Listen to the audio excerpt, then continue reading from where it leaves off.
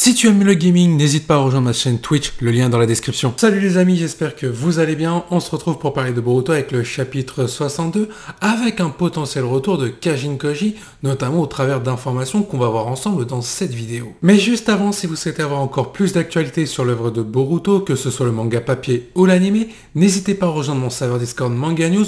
Vous pourrez parler avec ma communauté et moi-même tout en participant à différents concours pour remporter des lots comme des figurines derrière moi ou des tomes manga au choix. Et pour ceux qui souhaitent me soutenir, n'hésitez pas à liker, de vous abonner en activant la cloche et en n'oubliant pas de donner votre avis en commentaire par rapport aux différentes informations que je vais vous proposer. Je vous propose directement de commencer avec une information officielle sur Kajin Koji, notamment son potentiel retour qui va arriver dans la suite de l'œuvre Boruto et le rôle qu'il va avoir. Information officielle autour du personnage de Kajin Koji. Kajin Koji a survécu à son affrontement face à Jigen, soit Ishiki Ototsuki. Depuis ce moment-là, Kajin Koji est porté disparu dans un lieu secret qui nous sera dévoilé. Prochainement, Kajin Koji effectuera son retour en ayant un rôle très important concernant les différents événements qui vont se produire dans la suite du manga Boruto. Amado ne semble pas avoir révélé toute la vérité au sujet du clone de Jiraiya. J'espère que cet article vous a plu. N'oubliez pas de donner votre note entre 1 et 10. Plus vous allez vers 10, plus vous êtes hypé. Désormais, je vous propose qu'on regarde ensemble les rumeurs autour de Kajin Koji, avec son lien par rapport à Jiraiya,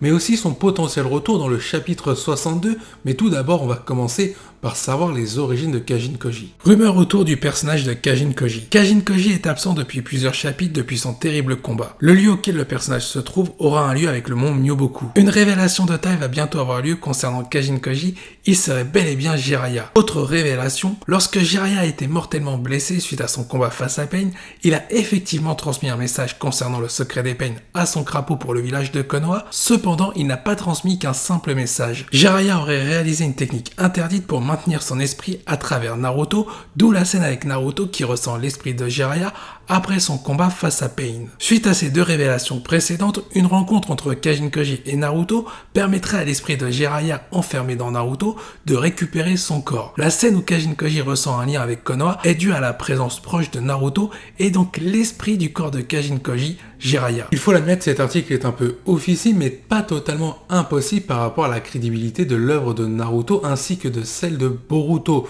N'hésitez pas à donner votre note entre 1 et 10, non pas pour votre hype mais par rapport à la fiabilité de ce que vous pensez sur cet article. Et il est désormais temps d'enchaîner avec la rumeur concernant le chapitre 62 avec Kajin Koji qui pourrait faire son retour. Rumeur concernant le contenu du chapitre 62 de Boruto. Le chapitre 62 mettra en avant le face-à-face entre Code et Kawaki. Le tournant de l'œuvre de Boruto débutera à la suite de cette rencontre. Nous allons connaître les véritables intentions de Kawaki envers un personnage de Code surpris. Pendant ce temps, Boruto est le seul à connaître la situation de Kawaki. Il va tout faire pour raisonner son ami et le tirer du danger auquel il s'est engagé. Cependant, Kawaki pourrait être sauvé des mains de Code par l'intervention de Kajin Koji qui effectuera son retour pour ramener Kawaki à Konoha. Pour vous donner mon avis sur cet article, je trouve qu'il est plutôt cohérent parce que ce ne serait pas totalement impossible que Kajin Koji fasse son retour pour sauver Kawaki des mains de Code. Surtout qu'on sait que Kajin Koji, comme je l'ai dit précédemment, il a survécu face à Jigen et donc pour le coup, il faut connaître ses véritables intentions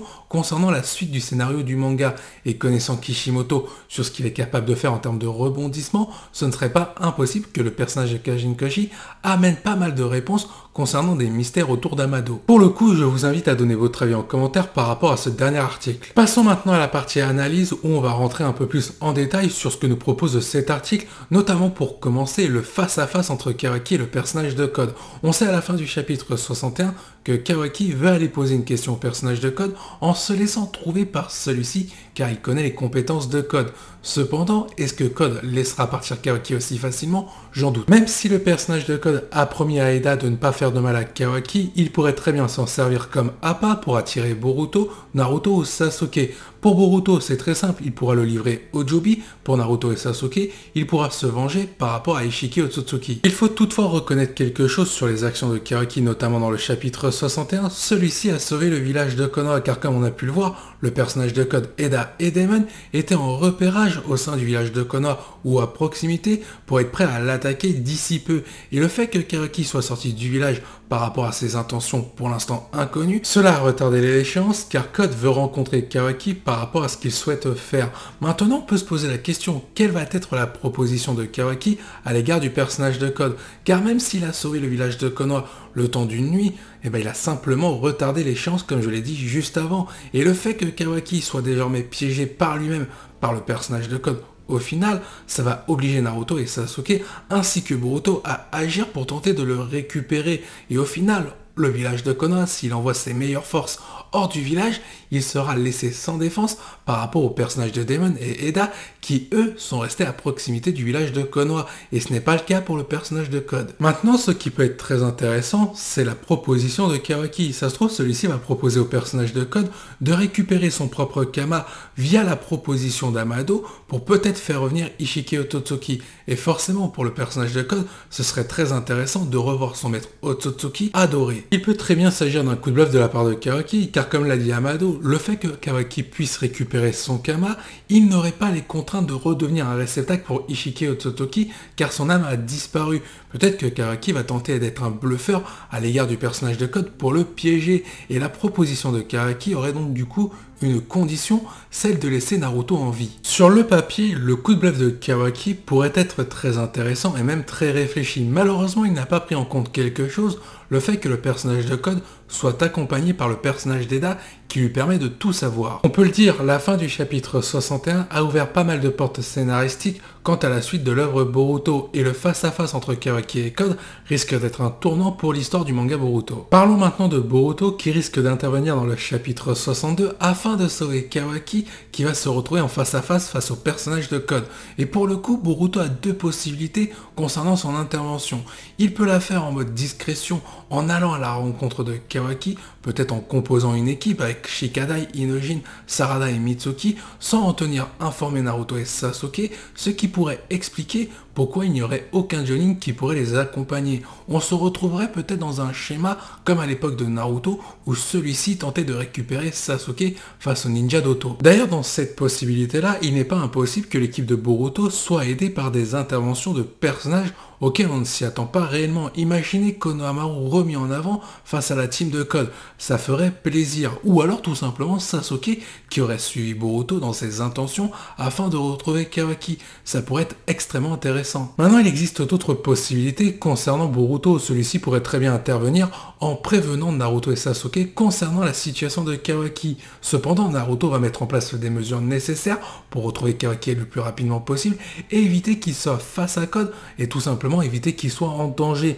Mais Naruto ne va pas laisser Boruto intervenir pour la simple et unique raison que Boruto possédant Momoshiki, il représente une menace pour le monde shinobi, car si Boruto perd en chakra, malgré le traitement d'Amado, il n'est pas impossible que Momoshiki puisse reprendre le contrôle sur le corps et l'esprit de Boruto. Toutefois, dans une situation comme ça, il serait hyper intéressant et nostalgique que Sasuke prenne le parti de Boruto en rappelant à Naruto que lui était prêt à tout pour récupérer Sasuke autrefois, et là c'est au tour de Boruto de tenter le tout pour récupérer Kawaki. On pourrait même avoir une scène où Sasuke promet à Naruto qu'il va prendre soin de Boruto par rapport à la menace qu'il a en lui, c'est-à-dire Momoshiki, et qu'il va tout faire pour lui aussi récupérer Kawaki en bon état. Pour donner mon avis, je préfère la première hypothèse où Boruto partirait à la recherche de Kawaki sans en avertir le village de Konoha ainsi que Naruto et Sasuke, parce qu'on pourrait voir un Boruto composer son équipe et aller affronter au passage le personnage de Code et son équipe à lui. Ça pourrait être très intéressant et ça permettrait de donner des rebondissements inattendus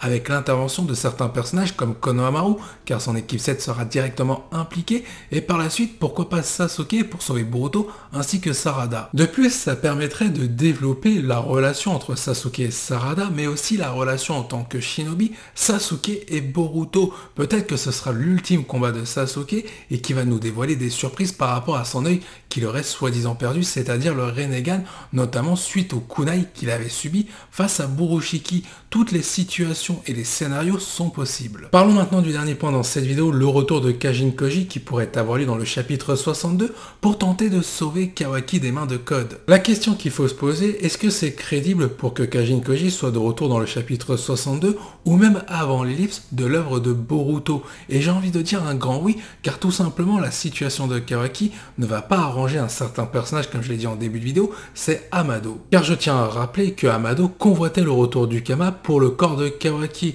et on ne connaît pas réellement ses véritables intentions à l'égard du monde shinobi, mais ainsi qu'à Kawaki. Et là où c'est plutôt troublant, c'est dans la conception du chapitre 61. Si on regarde bien, il y a deux arcs narratifs. Le premier, c'est la mise en avant du départ de Kawaki pour retrouver le personnage de code qui lui va lui tomber dessus.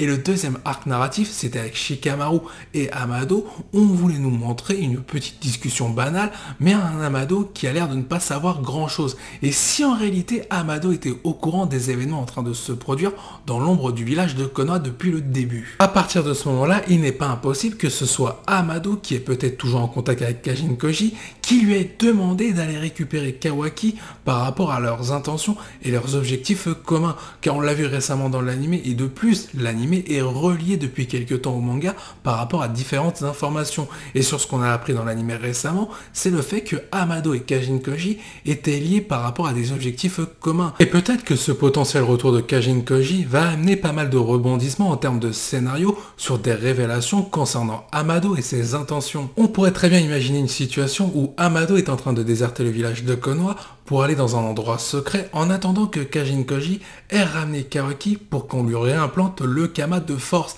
Et là, ça expliquerait pas mal de choses dans le chapitre 1 qu'on a vu au tout début de Boruto. Après, attention, si Kajin Koji est bel et bien de retour dans le chapitre 62, ça ne veut pas pour autant dire qu'Amado est un antagoniste dans l'ombre du village de Konoha et qui s'apprête à faire quelque chose de mal avec Kajin Koji. Ça se trouve, les deux auront des intentions de bienveillance à l'égard de Kawaki en voulant le sauver. Après, il y a plein d'autres hypothèses, notamment celle où Kajin Koji a survécu face à Ishiki Ototoki et Amado n'est toujours pas au courant. Et le fait que Kajin Koji puisse sauver Kawaki, ça pourrait rabattre les cartes d'Amado par rapport à sa stratégie. Suite à tout ça, Kajin Koji pourrait donner des informations compromettantes à l'égard d'Amado au village de Konoha, et forcément, Naruto, en découvrant l'identité de Kajin Koji ainsi que les véritables intentions d'Amado, il n'aura plus forcément la même confiance qu'auparavant. Mais comme je l'ai dit, il y a pas mal d'hypothèses et je vous invite à réagir en commentaire par rapport à celle que vous préférez, tout en répondant à cette question: est-ce qu'un retour de Kajin Koji dans le chapitre 62 serait cohérent? Sur ce, je vous dis à la prochaine, portez-vous bien et n'oubliez pas que la volonté du KT soit avec vous.